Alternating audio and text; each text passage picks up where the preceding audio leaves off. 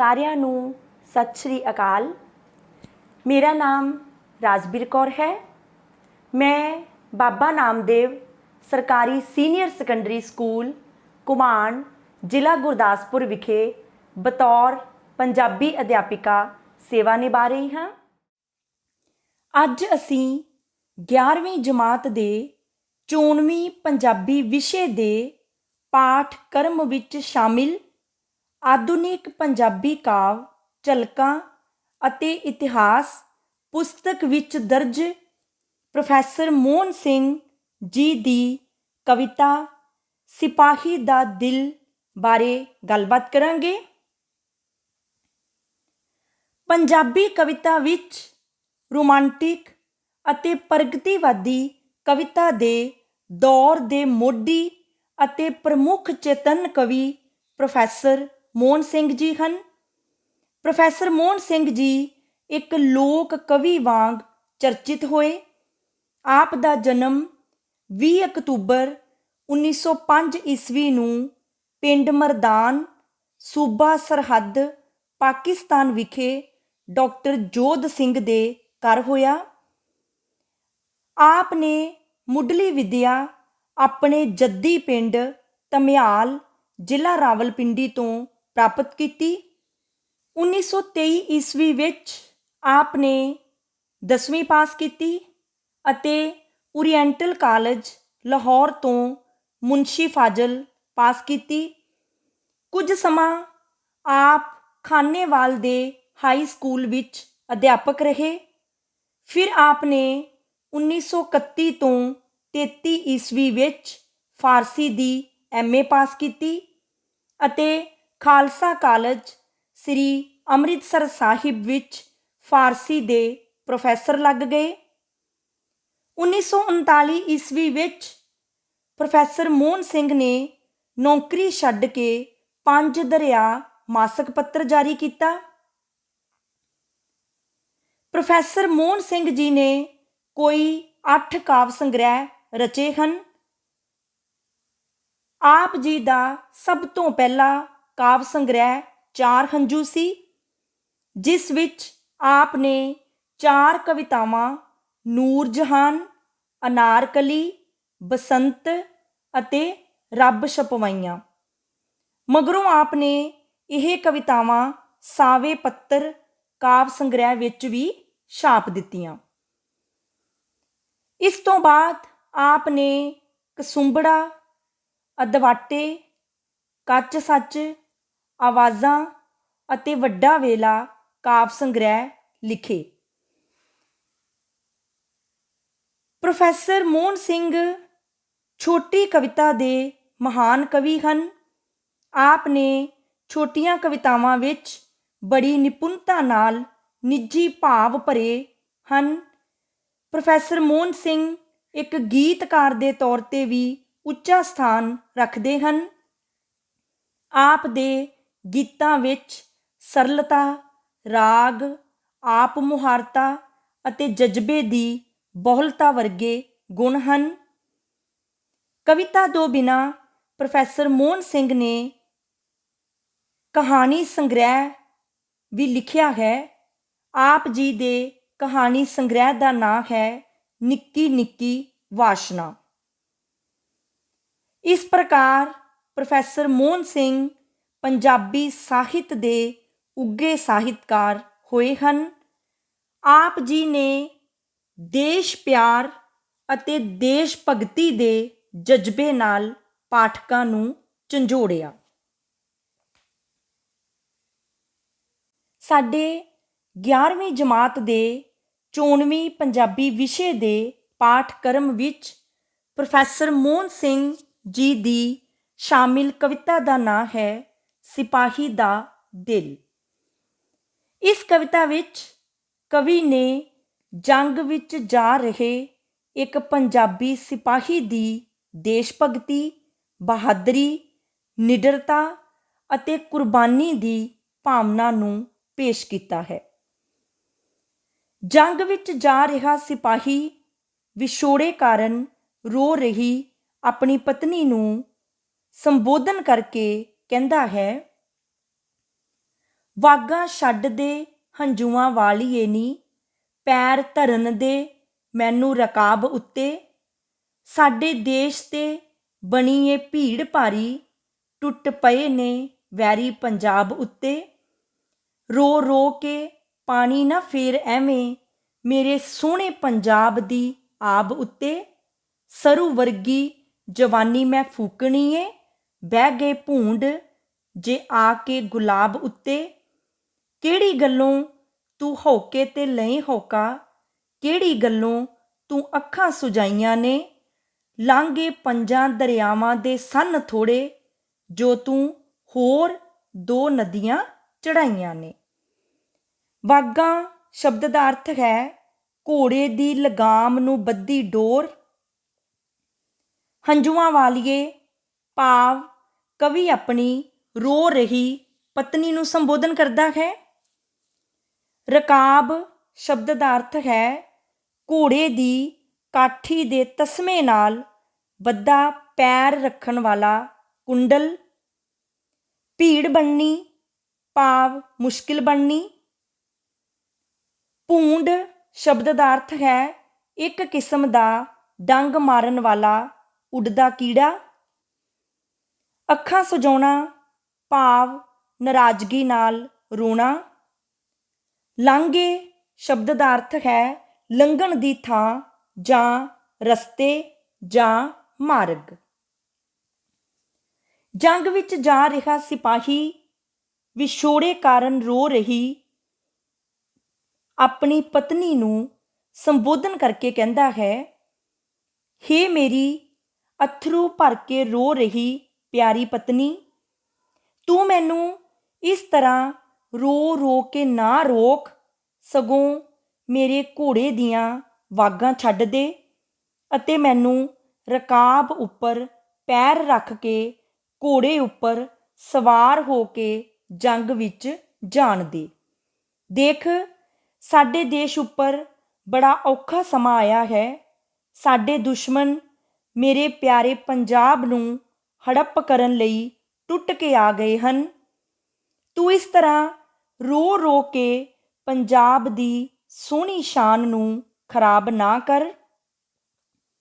ਪੰਜਾਬੀਆਂ ਦਾ ਕੰਮ ਹੀ ਦੇਸ਼ ਦੀ ਰਾਖੀ ਖਾਤਰ ਮਰ ਮਿਟਣਾ ਹੈ।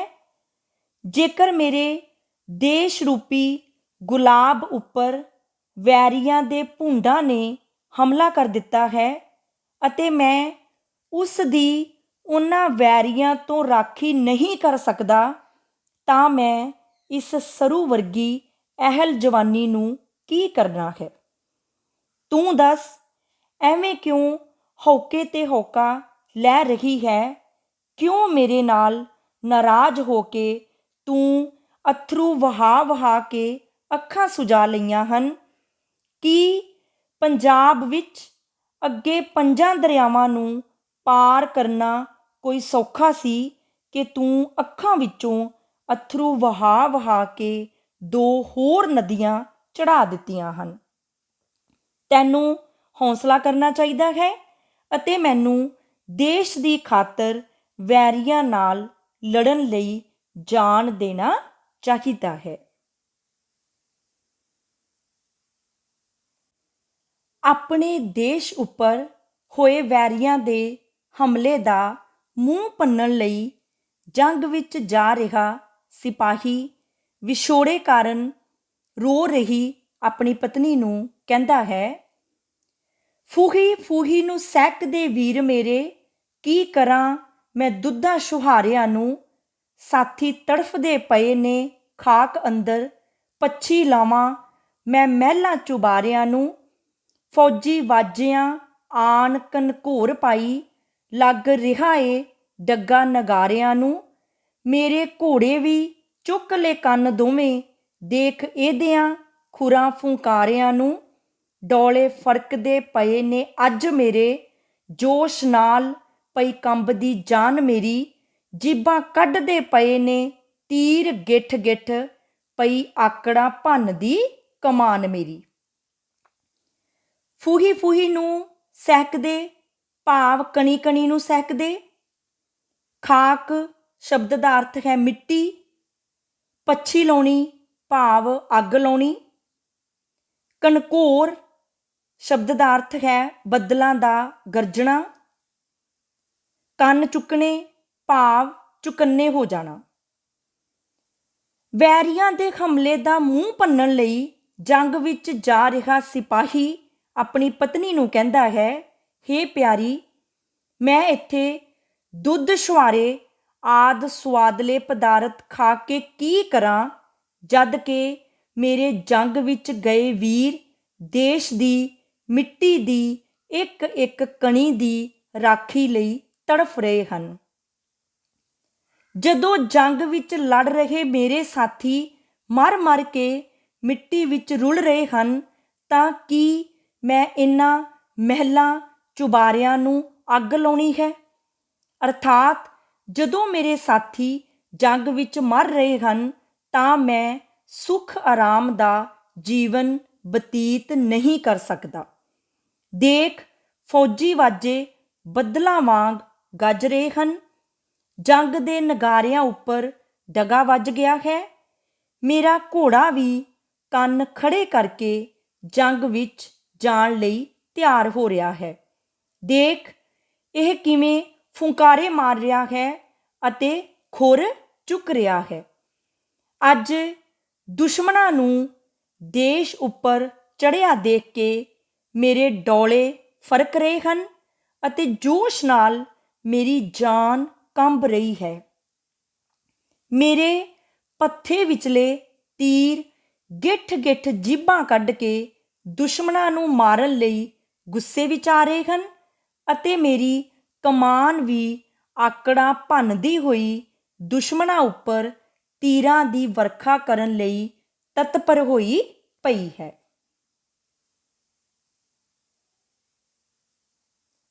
ਵਿੱਚ ਰੰਗ ਦੇ ਮਸਤ ਮਲੰਗ ਹੋ ਕੇ ਲਾਈਏ ਤਾਰੀਆਂ ਅਸੀਂ ਝਨਾ ਅੰਦਰ, ਵਿੱਚ ਜੰਗ ਦੇ ਤਲੀ ਤੇ ਜਾਨ ਧਰ ਕੇ ਲੜੀਏ ਅਸੀਂ ਤਲਵਾਰਾਂ ਦੀ ਛਾਂ ਅੰਦਰ, ਵਿੱਚ ਰੰਗ ਦੇ ਛਿੰਝਾਂ ਤੇ ਘੋਲ ਪਾਈਏ, ਢੋਲੇ ਗਾਈਏ ਹਲਾਂ ਤੇ ਗਾਹ ਅੰਦਰ, ਵਿੱਚ ਜੰਗ ਦੇ ਖੂਨ ਦੀ ਲਾ ਮਹਿੰਦੀ ਪਾਈਏ ਬਾਂਹ ਤਲਵਾਰ ਦੀ ਬਾਂਹ ਅੰਦਰ, ਅਸੀਂ ਪੰਜਾਂ ਦਰਿਆਵਾਂ ਦੇ ਸ਼ੇਰ ਦੂਲੇ, ਦੋਹਾਂ ਦੇਵੀਆਂ ਨੂੰ ਨਮਸਕਾਰ ਸਾਡੀ, ਵਿੱਚ ਰੰਗ ਦੇ ਦੇਵੀ ਹੈ ਨਾਰ ਸਾਡੀ, ਵਿੱਚ ਜੰਗ ਦੇ ਦੇਵੀ ਕਟਾਰ ਸਾਡੀ।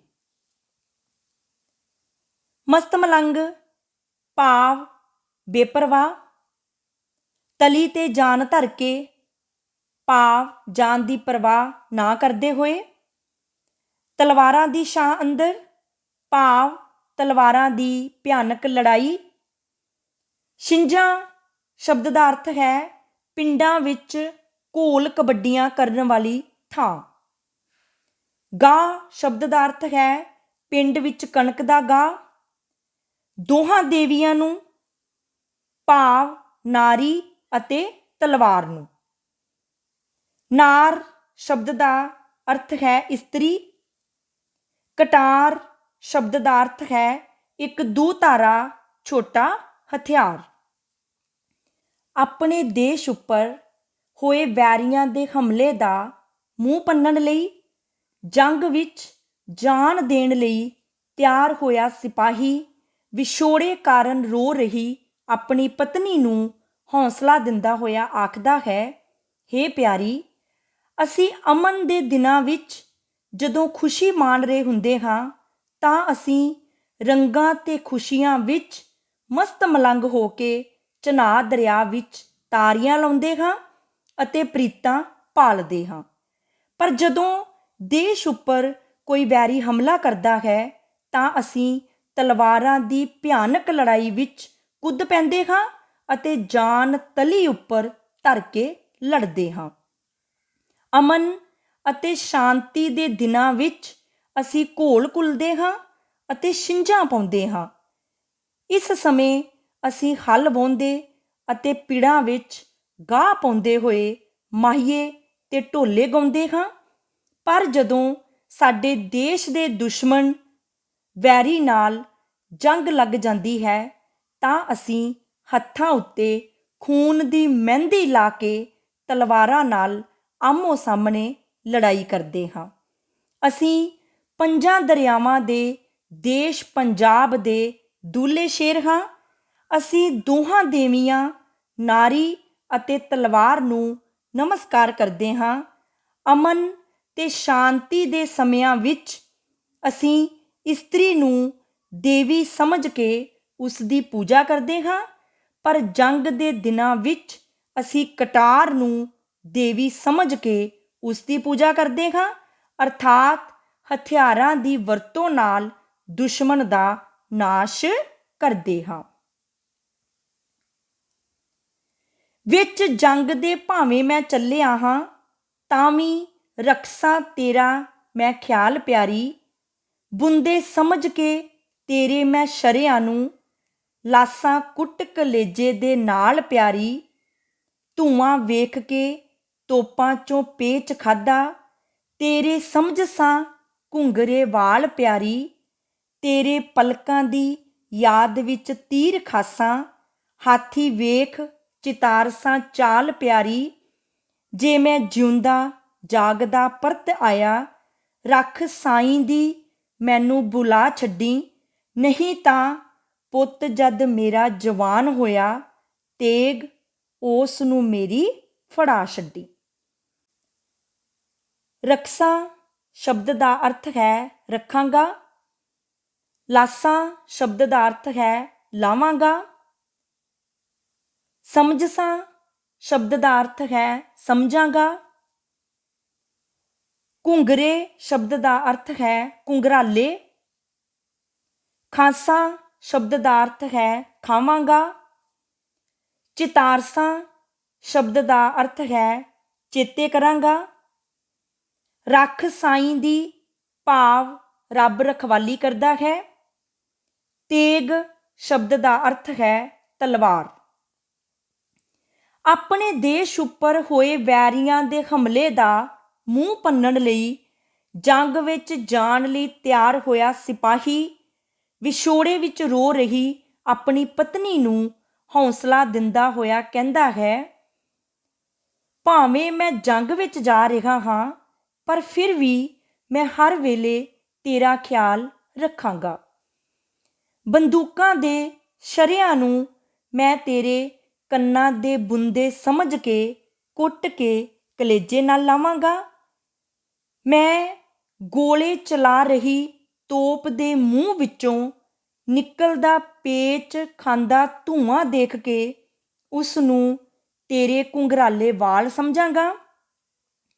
ਮੈਂ ਤੇਰੀਆਂ ਸੁੰਦਰ ਪਲਕਾਂ ਦੀ ਯਾਦ ਵਿੱਚ ਤੀਰ ਖਾਵਾਂਗਾ, ਅਰਥਾਤ ਜਦੋਂ ਮੇਰੀ ਹਿੱਕ ਵਿੱਚ ਵੈਰੀ ਦੇ ਤੀਰ ਵੱਜਣਗੇ ਤਾਂ ਮੈਂ ਸਮਝਾਂਗਾ ਕਿ ਇਹ ਤਾਂ ਮੈਂ ਤੇਰੀਆਂ ਸੁੰਦਰ ਪਲਕਾਂ ਦੇ ਤੀਰਾਂ ਨਾਲ ਜ਼ਖਮੀ ਹੋ ਰਿਹਾ ਹਾਂ। ਜੰਗ ਵਿੱਚ ਮਸਤ ਹਾਥੀਆਂ ਨੂੰ ਵੇਖ ਕੇ ਮੈਨੂੰ ਤੇਰੀ ਮਸਤਾਨੀ ਤੋਰ ਦੀ ਯਾਦ ਆਵੇਗੀ। ਹੇ ਪਿਆਰੀ, ਜੇ ਮੈਂ ਲੜਾਈ ਵਿੱਚੋਂ ਜਿਉਂਦਾ ਜਾਗਦਾ ਵਾਪਸ ਆ ਗਿਆ ਤਾਂ ਇਹ ਸਮਝੀ ਕਿ ਮੈਨੂੰ ਰੱਖਣ ਵਾਲਾ ਰੱਬ ਹੈ, ਪਰੰਤੂ ਜੇਕਰ ਮੈਂ ਜਿਉਂਦਾ ਜਾਗਦਾ ਨਾ ਪਰਤ ਸਕਿਆ ਅਤੇ ਜੰਗ ਵਿੱਚ ਸ਼ਹੀਦ ਹੋ ਗਿਆ ਤਾਂ ਮੇਰੀ ਕੁਰਬਾਨੀ ਦੀ ਲੀਹ ਨੂੰ ਕਾਇਮ ਰੱਖਣ ਲਈ ਜਦੋਂ ਮੇਰਾ ਪੁੱਤਰ ਜਵਾਨ ਹੋਵੇਗਾ, ਮੇਰੀ ਤਲਵਾਰ ਉਸ ਦੇ ਹੱਥ ਵਿੱਚ ਫੜਾ ਕੇ ਉਸ ਨੂੰ ਦੇਸ਼ ਦੀ ਰਾਖੀ ਲਈ ਤੋਰ ਦੇਵੀਂ। ਇਹ ਸੀ ਪ੍ਰੋਫੈਸਰ ਮੋਹਨ ਸਿੰਘ ਜੀ ਦੀ ਕਵਿਤਾ ਸਿਪਾਹੀ ਦਾ ਦਿਲ। ਇਸ ਕਵਿਤਾ ਦਾ ਕੇਂਦਰੀ ਜਾਂ ਅੰਤਰੀਵ ਭਾਵ ਇਹ ਹੈ ਕਿ ਜੰਗ ਵਿੱਚ ਜਾ ਰਿਹਾ ਪੰਜਾਬੀ ਸਿਪਾਹੀ ਆਪਣੇ ਸਾਰੇ ਸੁੱਖ ਕੁਰਬਾਨ ਕਰਕੇ ਵੈਰੀਆਂ ਦਾ ਮੂੰਹ ਭੰਨਣ ਲਈ ਤਿਆਰ ਹੋ ਜਾਂਦਾ ਹੈ। ਪੰਜਾਬ ਦਾ ਸਿਪਾਹੀ ਅਮਨ ਅਤੇ ਸ਼ਾਂਤੀ ਵਿੱਚ ਨਾਰੀ ਦੀ, ਪਰ ਜੰਗ ਵਿੱਚ ਕਟਾਰ ਦੀ ਪੂਜਾ ਕਰਦਾ ਹੈ। ਉਹ ਜੰਗ ਵਿੱਚ ਮਰਨ ਤੋਂ ਨਹੀਂ ਡਰਦਾ, ਸਗੋਂ ਇਹ ਇੱਛਾ ਕਰਦਾ ਹੈ ਕਿ ਉਸ ਦੇ ਮਰਨ ਮਗਰੋਂ ਉਸ ਦਾ ਪੁੱਤਰ ਵੀ ਦੇਸ਼ ਲਈ ਕੁਰਬਾਨੀ ਦੇਣ ਲਈ ਨਿੱਤਰ ਪਵੇ। ਹੁਣ ਅਸੀਂ ਅਭਿਆਸ ਦੇ ਤੌਰ 'ਤੇ ਪ੍ਰੋਫੈਸਰ ਮੋਹਨ ਸਿੰਘ ਦੀ ਕਵਿਤਾ ਸਿਪਾਹੀ ਦਾ ਦਿਲ ਦੇ ਕੁਝ ਪ੍ਰਸ਼ਨ ਅਤੇ ਉਹਨਾਂ ਪ੍ਰਸ਼ਨਾਂ ਦੇ ਉੱਤਰ ਦੇਖਾਂਗੇ। ਪਹਿਲਾ ਪ੍ਰਸ਼ਨ ਹੈ, ਪ੍ਰੋਫੈਸਰ ਮੋਹਨ ਸਿੰਘ ਕਿਸ ਕਾਵਿਧਾਰਾ ਦੇ ਕਵੀ ਹਨ? ਇਸ ਪ੍ਰਸ਼ਨ ਦਾ ਉੱਤਰ ਹੈ, ਪ੍ਰੋਫੈਸਰ ਮੋਹਨ ਸਿੰਘ ਆਧੁਨਿਕ ਕਾਵਿਧਾਰਾ ਦੇ ਕਵੀ ਹਨ। ਅਗਲਾ ਪ੍ਰਸ਼ਨ ਹੈ, ਸਿਪਾਹੀ ਦਾ ਦਿਲ ਕਵਿਤਾ ਦਾ ਕਵੀ ਕੌਣ ਹੈ? ਇਸ ਪ੍ਰਸ਼ਨ ਦਾ ਉੱਤਰ ਹੈ, ਸਿਪਾਹੀ ਦਾ ਦਿਲ ਕਵਿਤਾ ਦਾ ਕਵੀ ਪ੍ਰੋਫੈਸਰ ਮੋਹਨ ਸਿੰਘ ਹੈ।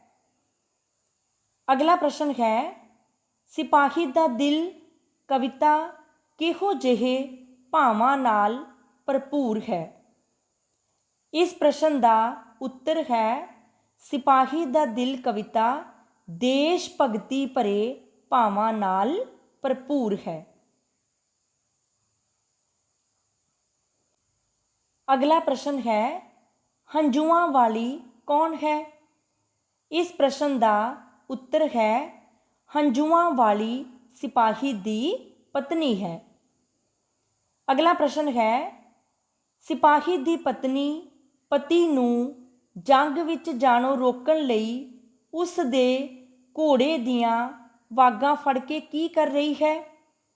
ਇਸ ਪ੍ਰਸ਼ਨ ਦਾ ਉੱਤਰ ਹੈ, ਸਿਪਾਹੀ ਦੀ ਪਤਨੀ ਪਤੀ ਨੂੰ ਜੰਗ ਵਿੱਚ ਜਾਣੋਂ ਰੋਕਣ ਲਈ ਉਸ ਦੇ ਘੋੜੇ ਦੀਆਂ ਵਾਗਾਂ ਫੜ ਕੇ ਰੋ ਰਹੀ ਹੈ। ਅਗਲਾ ਪ੍ਰਸ਼ਨ ਹੈ, ਸਿਪਾਹੀ ਦਾ ਦਿਲ ਕਵਿਤਾ ਅਨੁਸਾਰ ਕਿਸ ਦੇਸ਼ ਉੱਤੇ ਭੀੜ ਬਣੀ ਹੋਈ ਹੈ?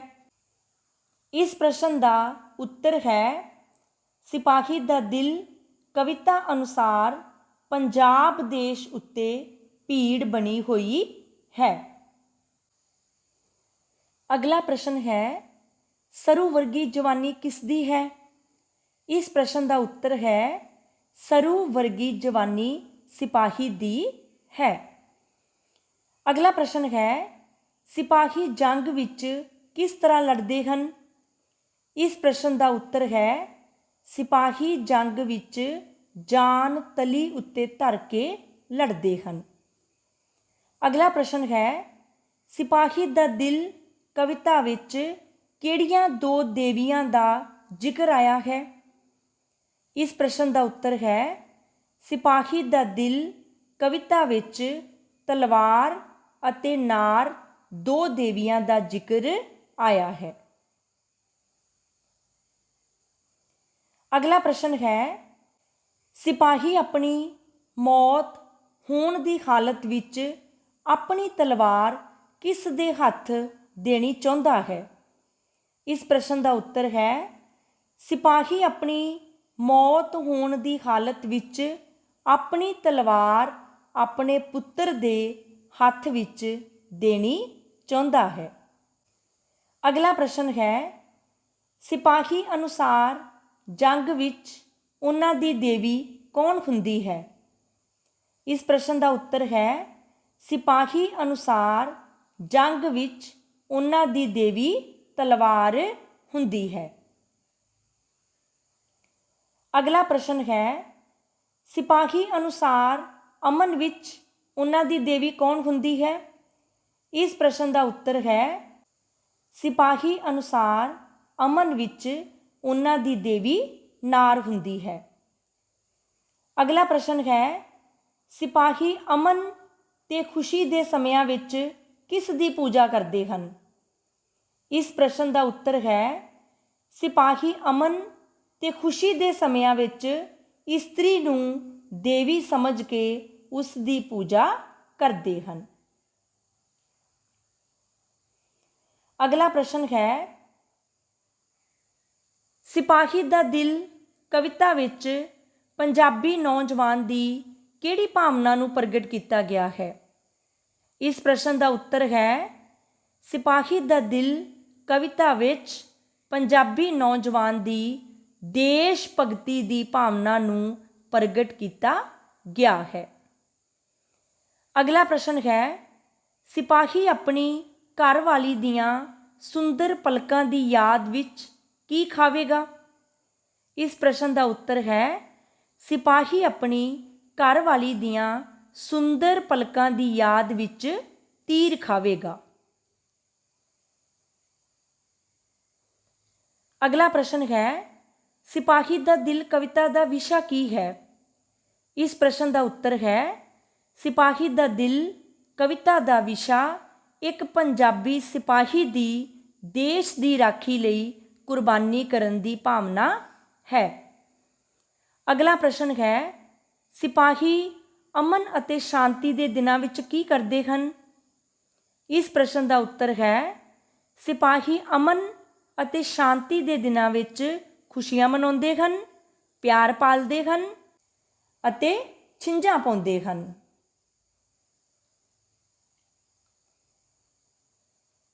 ਅਗਲਾ ਪ੍ਰਸ਼ਨ ਹੈ, ਜੰਗ ਵਿੱਚ ਮਸਤ ਹਾਥੀਆਂ ਨੂੰ ਦੇਖ ਕੇ ਸਿਪਾਹੀ ਨੂੰ ਕੀ ਯਾਦ ਆਵੇਗੀ?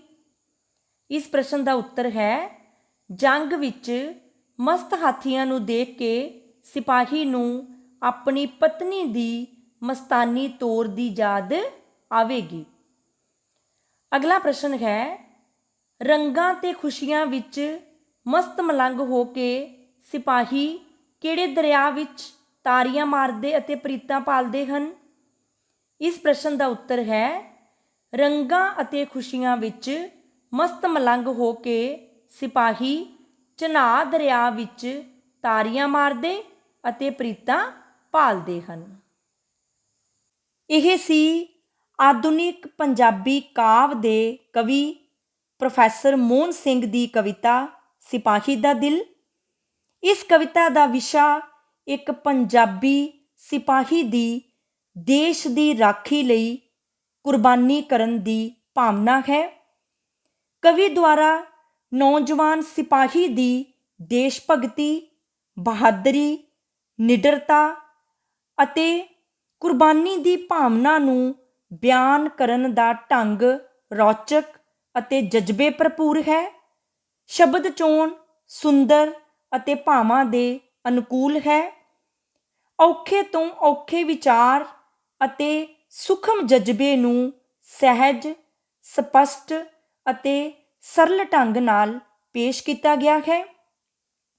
ਇਸ ਤਰ੍ਹਾਂ ਕਵੀ ਨੇ ਪੰਜਾਬੀਆਂ ਦਾ ਦੇਸ਼ ਪਿਆਰ, ਬਹਾਦਰੀ ਅਤੇ ਆਨੰਦਮਈ ਜੀਵਨ ਜਿਉਣ ਦੇ ਜਜ਼ਬੇ ਨੂੰ ਪ੍ਰਗਟ ਕੀਤਾ ਹੈ। ਧੰਨਵਾਦ।